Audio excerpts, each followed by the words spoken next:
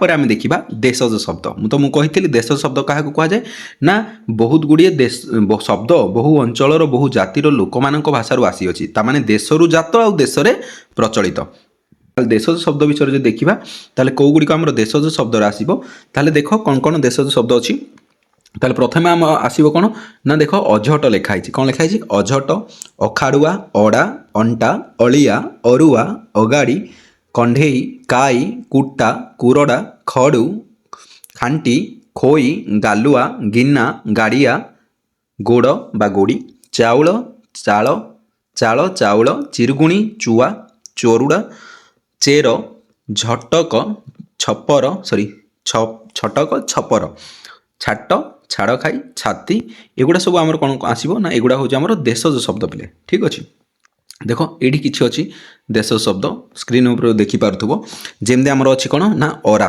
कौन अच्छी अरा है अरा जंताल जंदा जाऊ झाई झमेला झुमुका टांक टांगिया टापरा टीप टुकेई टुपर तापर आमर आसो एमती कौन ना खंकार डगर डिबिरी डेंगा डेणा डेम्फ ढग ढमा ढाऊ ढिंकी तली तटका आउ कौन आसपार एपटे गोटमा है गोटमा थोड़ थोड़ी दाऊ दंथरा दरुटी दिल धड़ी दतड़ा धोती नटेई नड़ा निय ठीक अच्छे चिमुटा पिला पुसी पोक फरकटा फंदा बटुआ बरा बाड़ी बेंट बोका बोदा भकुआ एगुड़ा सब आम आसो देश शब्द है छुआ मकचिबा मलाट मलु मसिणा मणुही सजना सढ़ा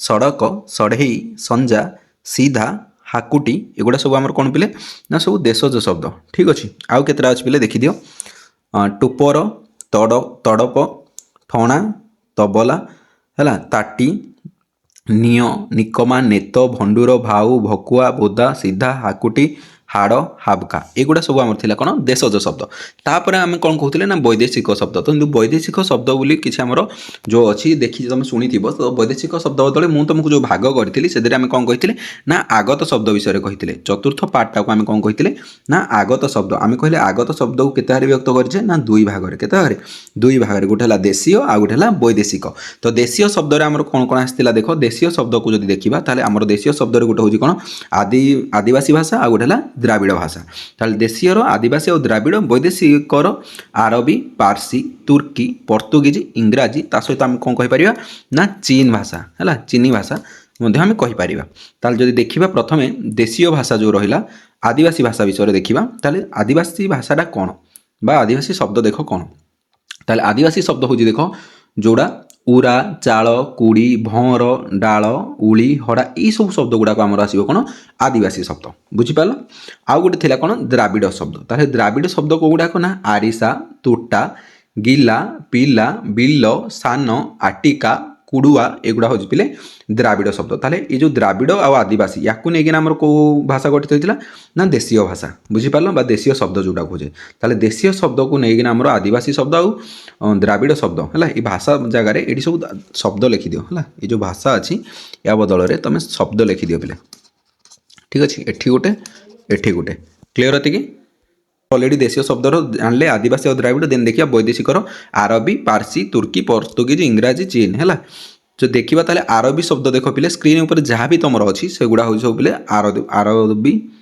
स्क्रीन उपर जहाँ भी अच्छी से गुड़िक हूँ पिले तुम कौन ना आरबी शब्द अकल असल असुल ये क्वेश्चन आसे पिले एगुड़ा तुम निजे देखीदेव ठीक अच्छे पीडीएफ गुड़ाक निजे देखीदेव एगुड़ा हूँ पिले आरबी शब्द देन देख पार्सी शब्द अच्छी एगुड़ा सब हूँ कौन ना पार्सी शब्द है अंगूर अंदाज आवाज है खाता खपा खरीपी तलाश पेच बेमार है सालिस है बगीचा बराबर दरजी कलम एगुड़ा सब पिले कौन पार्सी शब्द एगुड़ा था पार्सी शब्द एगुड़ा सब कौ शब्द पार्सी शब्द एगुड़ा सब है तापर देखा तुर्की शब्द है तुर्की शब्द कौ गुड़ाक देख तुर्की शब्द ये लिखाई ताहले तुर्की शब्द हूँ एगुड़ा हूँ तुर्की शब्द है যেତିକି ତୁମକୁ ଏଇଠୁ ଏ ପର୍ଯ୍ୟନ୍ତ ଦିଶୁଛି ଏଗୁଡ଼ା ହେଲା ତୁର୍କୀ ଶବ୍ଦ, ଏଗୁଡ଼ା ହେଲା ପର୍ତ୍ତୁଗୀଜ ଶବ୍ଦ, ଏଗୁଡ଼ା ହେଲା ଇଂରାଜୀ ଶବ୍ଦ ହେଲା। ଏଗୁଡ଼ା ମୁଁ କହିକି ତୁମ ଟାଇମ୍ ୱେଷ୍ଟ କରିବା ଅପେକ୍ଷା ତୁମେ ଏଗୁଡ଼ାକୁ ସିରିଆଲି ପୁରା ତଳକୁ ତଳ ଲେଖିଦିଅ ହେଲା। ଏଇଠି ଏଇ ତିନିଟାକୁ ଟିକେ ଦେଖ ପିଲେ, ଏଇ ଯେଉଁ ଶବ୍ଦ ରହିଲା କିଛି ଅଛି ଚୀନ ଶବ୍ଦ ତାହେଲେ ଏଇଟା ମନେ ରଖିବା ପାଇଁ ବି ଦେଖ ସହଜ ଅଛି।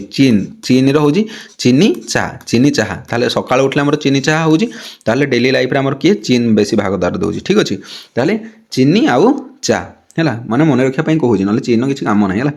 ତାହେଲେ ଚିନି ଆଉ ଚା, ତାହେଲେ ଚିନି ଚା ହେଲା। ତାହେଲେ ଚିନି ସହିତ ଚିନିଟା ଆମର କେଉଁଥିରେ କାମକୁ ଆସେ? ଚାରେ କାମକୁ ଆସେ। ତାହେଲେ ଚୀନ ଶବ୍ଦ ହେଉଛି ସେଇ ଚିନି ହେଲା। ଆଉ ସେମିତି ଗ୍ରୀକ୍ ଶବ୍ଦ ଯଦି ଦେଖିବା ତାହେଲେ ଗ୍ରୀକ୍ ଟ୍ରାଜେଡି କମେଡ଼ି ହେଲା। କମେଡ଼ି ଜାଣିଛ, ଟ୍ରାଜେଡି ଜାଣିଛ, ଟ୍ରାଜେଡି ମାନେ ଦୁଃଖ, କମେଡ଼ି ମାନେ ସୁଖ, ବିପରୀତ ଶବ୍ଦ ଭଳିଆ ମନେ ରହିଯିବ ଗ୍ରୀକ୍ର ହେଲା। ତାପରେ ରୁଷୀୟ ଶବ୍ଦ, ରୁଷୀୟ ଶବ୍ଦ ଜାଣିଛ, ରୁଷୀୟର କ'ଣ ଆମେ କହୁଛେ ସୁଭିଏତ ଦେଶଟାକୁ କହୁଛେ ରୁଷିଆଟାକୁ ହେଲା। ତାହେଲେ ଇଏ ହେଉଛି କ'ଣ ସ୍ପୋଭିଏତ ଆଉ ସ୍ପୁଟନିକ୍ ଜାଣିଥିବ, ତୁମର କୋରୋନା ଟାଇମ୍ରେ ସ୍ପୁଟନିକ୍ ଆସିଥିଲା କେଉଁଠୁ? ରୁଷିଆରୁ ଆସିଥିଲା ହେଲା। ତ ଇଏ ବି ଆମର ଆସିପାରିବ ଦୁଇଟା ଶବ୍ଦ, ତାହେଲେ ସ୍ପୁଟନିକ୍ ହେଲା, ସୁଭିଏତ ହେଲା, ଏମାନେ ହେଲେ ରୁଷୀୟ ଶବ୍ଦ। ଗ୍ରୀକ୍ ଶବ୍ଦ ହେଲା ଟ୍ରାଜେଡି ଆଉ କମେଡ଼ି, ବିପରୀତ। ଚିନି ଚାହା ହେଉଛନ୍ତି ଆମର ଚୀନର। ମନେ ରହିଲା ତ ଏଇଗୁଡ଼ାକ ପିଲା ଆମର ଥିଲା କ'ଣ ନା ଥିଲା ଆଜିର ଯେଉଁ ଥିଲା ଶବ୍ଦ ପ୍ରକରଣ। ଏ ଶବ୍ଦ ପ୍ରକରଣରେ ଏଇଗୁଡ଼ାକ ହେଉଛି ଆମର ନା ଟୋଟାଲି ପାଠ। ତାହେଲେ କ'ଣ କ'ଣ ଆମେ ପଢ଼ିଲେ, ଯଦି ଡିଟେଲ୍ସରେ ଯିବା ଆମେ କ'ଣ କ'ଣ ପଢ଼ିଲେ ଏଇଠି ବୋଲି, ତାହେଲେ ଶବ୍ଦ ପ୍ରକରଣରେ ଆମେ କ'ଣ କ'ଣ କହିଲେ ମୁଁ ଏଇଠି ତୁମକୁ କହିଦେଉଛି। ତାହେଲେ ପ୍ରଥମେ ଆମେ କହିଲେ ଶବ୍ଦ କାହାକୁ କୁହାଯାଏ। ଶବ୍ଦ କାହାକୁ କୁହାଯାଏ ଆମେ କହିଲେ ଅର୍ଥବୋଧକ। ମୋ ସହିତ ରିପିଟ୍ କର ପିଲେ, ଅର୍ଥବୋଧକ। ହଁ କହିଚାଲ, ଏକ ବା ରୁହ ଏଠି ମୁଁ ଟିକେ ଚେଞ୍ଜ କରୁଛି ପିଲେ ହେଲା।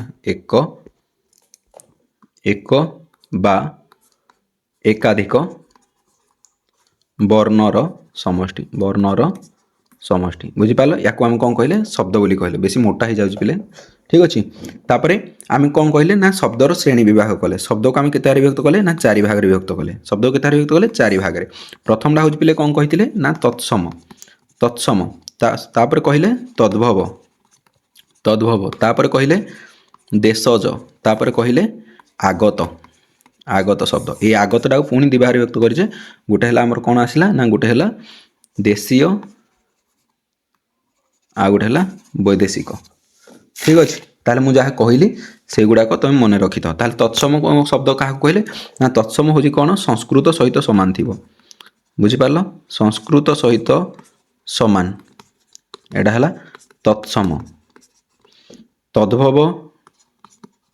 ତଦ୍ଭବ ହେଉଛି କ'ଣ ନା ତତ୍ସମରୁ ଯେଉଁ ଶବ୍ଦ ଆସିଲା ତାକୁ କହିବା ତଦ୍ଭବ। ତାପରେ ଯଦି ଦେଖିବା ଆଉ ଗୋଟେ କହିଲି କ'ଣ ଦେଶଜ ଶବ୍ଦ। ଆଉ ଗୋଟେ ହେଉଛି ଦେଶଜ ଶବ୍ଦ। ଦେଶଜ ମାନେ କ'ଣ ନା ଦେଶରେ ଜାତ ଆଉ ଦେଶରେ ପ୍ରଚଳିତ ଶବ୍ଦ ହେଲା। ବହୁ ଲୋକର ଭାଷାଭାଷୀଙ୍କଠୁ ଆସିକିନା ଆମ ଭାଷାରେ ମିଶିଛି, ସେଗୁଡ଼ାକ ହେଲା ଦେଶଜ ଶବ୍ଦ। ତାପରେ ହେଉଛି କ'ଣ ନା ଆଗତ ଶବ୍ଦ। ଆଗତ ଶବ୍ଦରେ ଆମର ଆସିଥିଲା କ'ଣ କହିଥିଲି ନା ଗୋଟେ ହେଲା ଦେଶୀୟ ଆଉ ଗୋଟେ ହେଉଛି ପିଲେ ବୈଦେଶିକ। ତ ବୈଦେଶିକର ତୁମର ମନେ ଥିବ, ମୁଁ ଏଇଟା ଆଉ ଥରେ ଲେଖିଦେଉଛି ପିଲେ। ତାହେଲେ ଆମେ କହିଲେ ଆଗତ ଶବ୍ଦ ହେଲା। ଆଗତ ଶବ୍ଦରେ ଗୋଟେ କହିଲେ ଦେଶୀୟ ଆଉ ଗୋଟେ କହିଲେ ବୈଦେଶିକ। ତାହେଲେ ଦେଶୀୟ ଶବ୍ଦକୁ ଆମେ 2 ଭାଗରେ ବିଭକ୍ତ କରିଥିଲେ। ଗୋଟେ ଥିଲା ଆଦିବାସୀ ଶବ୍ଦ, ଠିକ୍ ଅଛି। ଆଉ ଗୋଟେ ଆସିବ କେଉଁ ଶବ୍ଦ ନା ଗୋଟେ ଆସିବ ଦ୍ରାବିଡ଼ ଶବ୍ଦ।